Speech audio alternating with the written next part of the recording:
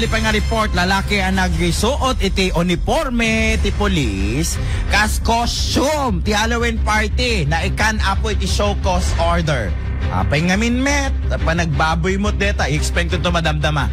Madamat lecture ko kadigiti doang, ipangeg ko ito kada kayo. Detalye ka dito iti regional news ni Idol Dennis.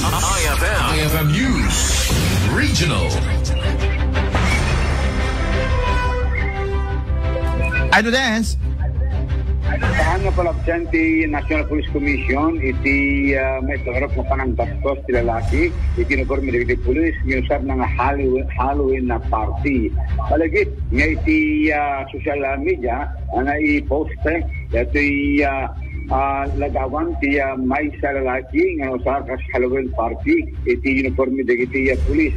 Second, kini National Police Commission Vice Chair Aral Pakalinisan, silalati ket nagkanan iti Yasokos Order sa agpalawag, maapay nga saan nga makasuan in bagana nga ti informe ti police ket sagrado kinalnad iti Article 179 ti Revised Penal Code nga illegal iti pangusar ti uniforme dagiti police nga ken kasamitan haan nga nainkalen tegan. Iti agkama kit mangnamnama iti napulkong dumatag iti lalaki tagbisig agpalawag pero ito inusar na apanang bastos ti uniforme ti police.